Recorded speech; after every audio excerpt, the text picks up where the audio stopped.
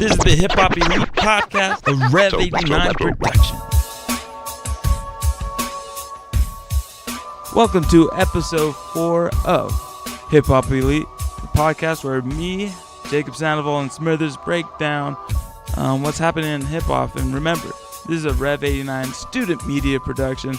We enjoy doing this, and we enjoy talking about hip hop and SmitherzZz. That's right, man. We got another couple of albums to get into, and we're switching it up just a little bit today, Jacob. Just a little bit. I feel like we've done ourselves a disservice being the hip-hop elitist and to an extent snobs that we are. We ignored our one major album because it was R&B soul, and R&B has just been a big part of hip-hop for years. The two have danced together through the years quite well. R&B has just fallen off a lot, and hip-hop not so much. It has just evolved in different ways. But with that said, the album I think we've ignored is East Atlanta Love Letter by Black. And man, this is just another one of those albums. It's just the music, the content, the quality, it's there. Black is from Atlanta, known for probably more for his singing ability. The man can deliver bars if necessary. And yeah, I feel like we've done ourselves a disservice not talking about it. I'm with you. I'm with you right there. Usually we're just talking strictly hip hop and trying to stay away from everything else, but this one is just, I think this is just a piece of the culture that really needs to be something that people talk about, especially something that we should talk about, just because this is a really good album. And like we were saying, it's more R&B driven, but at the same time, it's just such a beautiful album, such a lot of sonically. It's just so beautiful, a lot of stuff going for it. And, you know, Black, he really knows what he's doing with that R&B. And, you know, you were talking about a little bit that R&B has kind of dropped off a little bit, not really under a lot of eyes recently. And it's because, kids are no longer listening to music with their parents. I feel like that's the reason. So they're getting to choose what they like to listen to, and so you got kids listening to the songs that get them excited, aka like the really mainstream hip hop, the really energetic hip hop, rather than the old school hip hop, the old school R&B, where it's like taking a slow stance and keeping it smooth and rhythmic, rather than just trying to get people to jump around and get excited. R&B, like when I was growing up, and I was born in the 90s, 93, shout out all the 93 babies, what's up? Growing up, man, that was like what people would describe, what the old folk would describe as like grown folk music, you know what I'm saying, like to set the mood or something. And you know, R&B has that heartbreak talk kind of to it that maybe, you know, we've seen Drake do a lot of it. He's made that popular again, but it's been few and far between, man, of just good R&B content, and Black says it himself in the album. He's an R&B brother with a hip hop core, and you hear that in the album all throughout, actually. And one of my favorite songs has to be the album titled single East Atlanta Love Letter featuring Future. And we've listened to that song plenty of times by now. They're both singing, but they're both giving that rap too. Right. Like, and you're totally right. He definitely has a rap core, hip hop core when it comes to just kind of his whole style. Even when he's just singing, like you kind of feel like he's trying to move along with the beat instead of just letting his voice ring out. He's moving with the beat. He's trying to focus on keeping with the beat because, as you said, hip hop core. When you love hip hop, the whole point of hip hop is sticking with the beat. Flowing over the beat. Riding that beat. Right, exactly. And he does a good job here. Black is hip-hop core and, yeah, just an R&B guy. For me, what made me really like this song, Jacob, was Future, believe it or not. And I'll be the first to say, through the years, I have not been a big Future fan. He's got his hits. He's got his place in hip-hop. I would even dare say, for his lane, he's a legend. For the sound he has essentially created, he's stuck to it, and he's carved his path. But again, they're just never a big Future fan. He's singing in this song, man, and it's beautiful. I'll call it what it is, man. He's just singing. I feel like he put the same amount of emotion that Black wanted to put into it, and it all culminates into a really special song for me, at least. Yeah, I agree with you. I like that song with Future, but probably my favorite song of the track, or on the album, my favorite track is Pretty Little Fears, J. Cole. J. Cole and Black on that track, doing a great job, I feel like it's the perfect combination. And kind of like, I don't know, kind of feel like these two were meant to do a track together. It's crazy. The song is so great, and Black released the music video for it, and it all just fit together perfectly.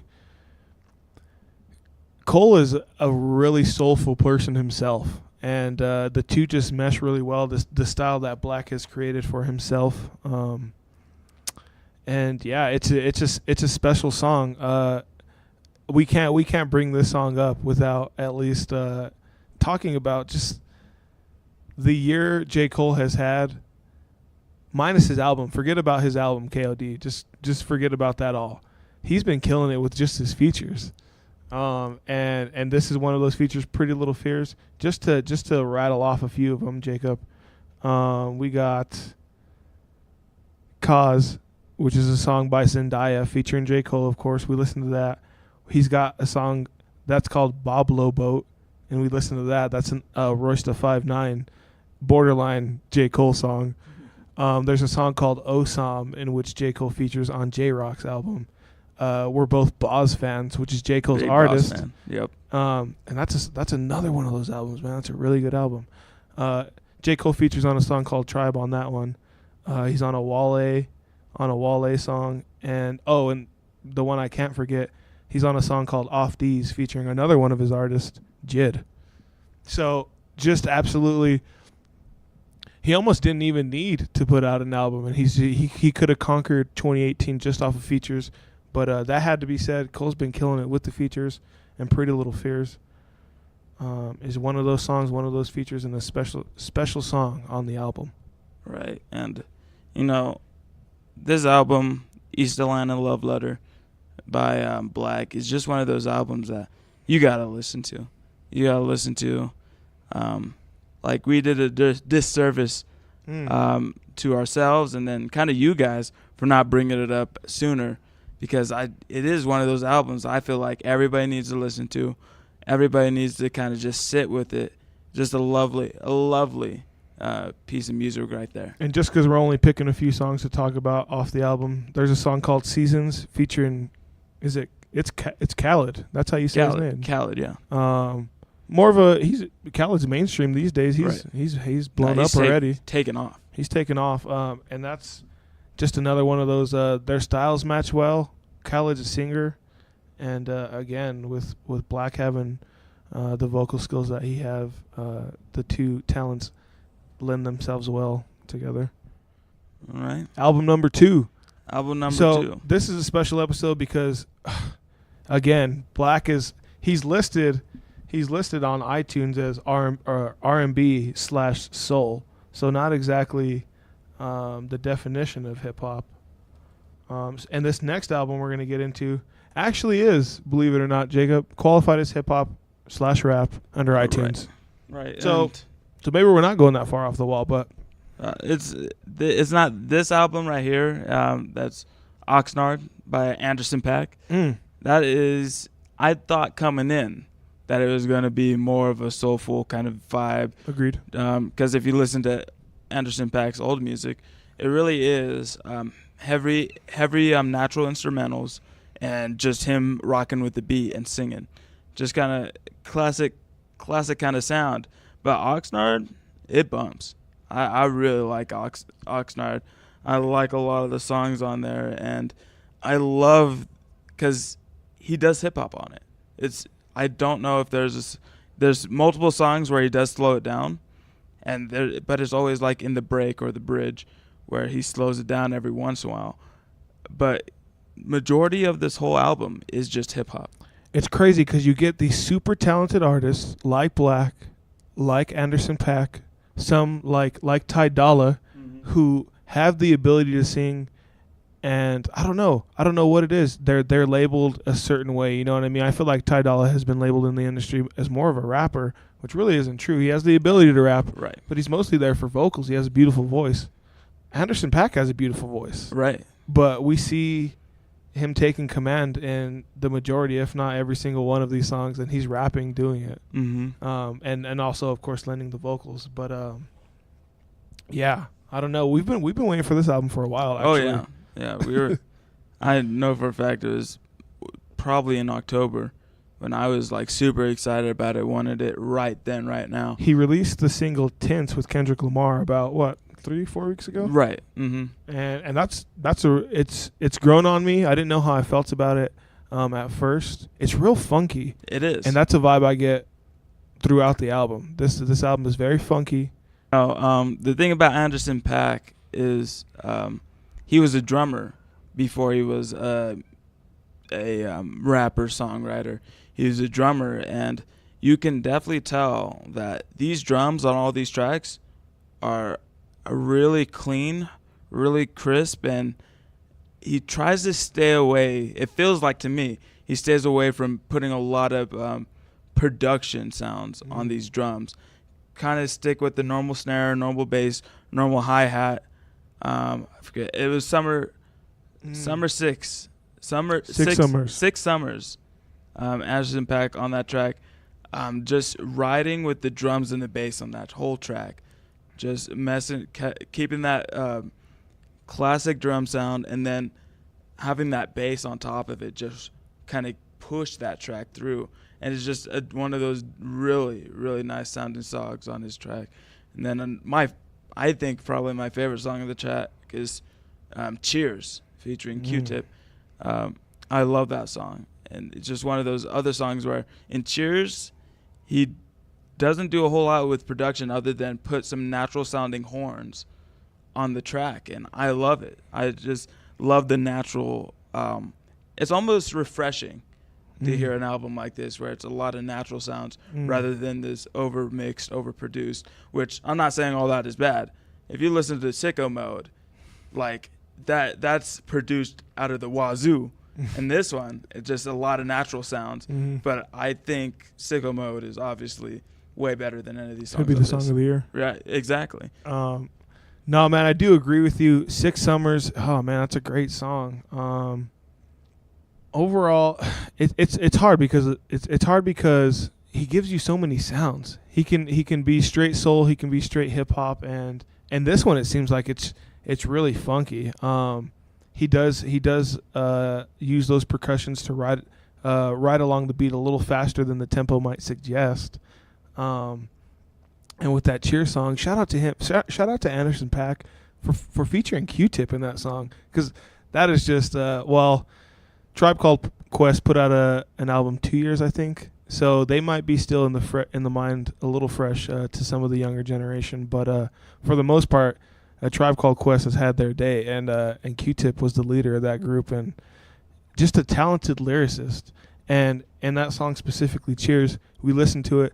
It's almost like 2 completely different songs. Right. Anderson Paak, again, giving you that rap and giving you the vocals in a really fast-paced beat, and Q-Tip comes in and just it almost completely just derails into a completely slow, rhythmic song with Q-Tip bars. And you look at the track list, a lot of these songs are, I would say about half are over 4 minutes, and the other half, he has a couple short ones in there, but the other amount are hitting about that 4 minute mark.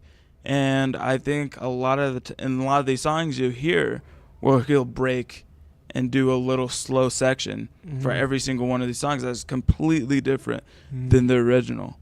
And I love it. It's just something new, not something fresh that you get to listen to. And, there's not one song I feel like on this album that you can't listen to twice and get something a little bit more from.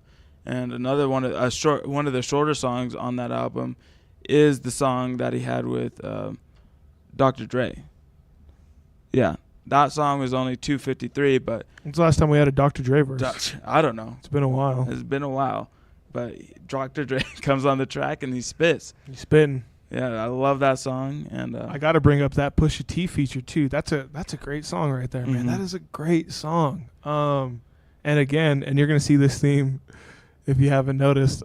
He's got a song on there with Trippy featuring none other than J. Cole. And again, that song is just you put J. Cole on it, man. You might have a hit. He's got that power. You know what I mean? It's almost Drake like at this point in 2018. Right. So go put that one in your earphones. Right. Yeah, I totally agree with you. I think there's a big combination of all these songs put together in a way that I really like. I don't know. It's really hard to see if this. I don't know. He's got Snoop Dogg on there. Dude, I really like this album. I've been listening to it. I've been enjoying it. Trying to listen to it more now that it's break. It's break here at CSU Pueblo. And it's break, and we're riding it out. We're getting through it with music. Right. All right. Now we're going to go ahead and move on to Bump It or Dump It. Bump it or dump it. That's where we take what we think are some okay albums, okay songs, and tell you whether or not you should listen to them or not listen to them. So let's go ahead and start off with Jaden Smith.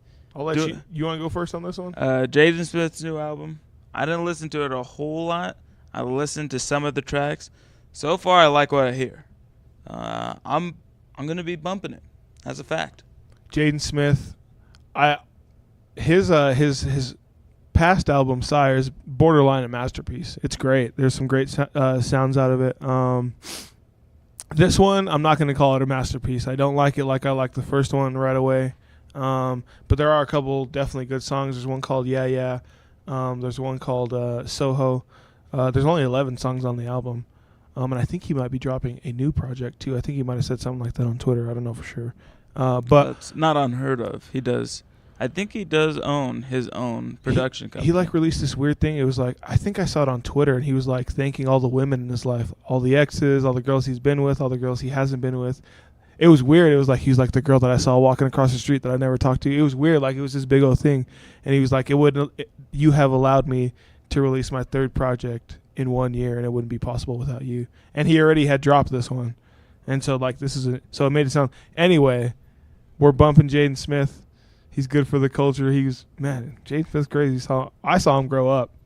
I was there with you as a crazy kid, mm-hmm. and he's evolved as an artist, and so I'm bumping him for the culture. Now, something we just found before the show, A$AP Rocky released a new music video for his song Sundress. And listen to it, watch the music video, and what a song, what a creative, because he really does know how to put visuals and music together. He has. It's almost always been like that. And I don't know. It was a solid song. If you have been an A$AP Rocky fan for like 7 years or so, you know he's changed a lot. He's experimented with different sounds, and I feel like for the most part it almost hasn't worked out for him. He hasn't been on the radio as much. It seems like he's just not as popular. I personally, I liked a lot of the things he's put out. He's put out a lot of, I don't know, just different sounding things. I like his experiments. This song sticks with that same sound. It's different. It kind of has like an MGMT vibe to it, just with the vocalist that's featured. I'm not sure who it is, but overall, he's bringing what he does best. He brings the bars to the table, and that originality. And I know he had something to do with that music video. They're always really great videos. If you watch the video, you might enjoy the song a little more, but I'm bumping it. Right. And now our final Bump It or Dump It. Maybe not a surprise, because it's becoming more common for legit artists being on soundtracks for movies. But the album for Creed 2 came out, and guess who made that album? Who made it? Mike Will made it. Mike Will made it. Mike Will comes out, and he makes the album for Creed 2, and he has everyone on there. We're talking about the track list, man. That is star-studded. A lot of people. Nas is on there. Lil 2 Wayne. Chainz, Schoolboy, Lil Wayne, Kendrick, Pharrell. That's just, I don't even have the list in front of my face. That's just who I can remember. Right. Bon Iver. Bon Iver's not on even there. a rapper, but just a great artist. I know he's one of my top 5 favorite artists.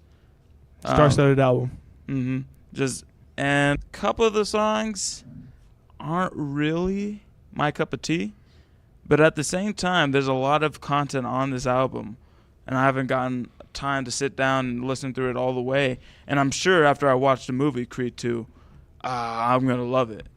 I bumped one song for sure off of it. We both have. It's called Shea Butter, featuring Oh yeah, that's a good song. featuring none other than J. Cole. So there's some. Just There's a J. Cole fanboy over here.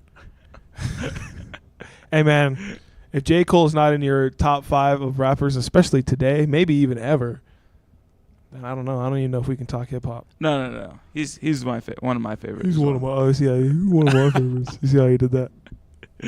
But no, Mike Will made it. Creed 2. It's good album. Bump it. There's a lot of songs on it, so I'm gonna have to wade through it, but I'm gonna be bumping it. Hip Hop Elite, wrapping it up. Yes, sir. Jacob Sandoval, That's me. Patrick Smith. Check us out. Let us know what you thought of our reviews. If you're bumping anything we're dumping, or if you're dumping anything we're bumping. Make sure to go check out our other podcasts. Wednesday Wideout specifically has Jacob on it as well. Right. I come back this week, talking with Trey about football, NFL. You know, if you like hip hop, you should like NFL. I think those two coincide with each other, just a little bit. Revity 9 Productions. We're taking over. Get with it or get lost. Yes, sir. We out. We out.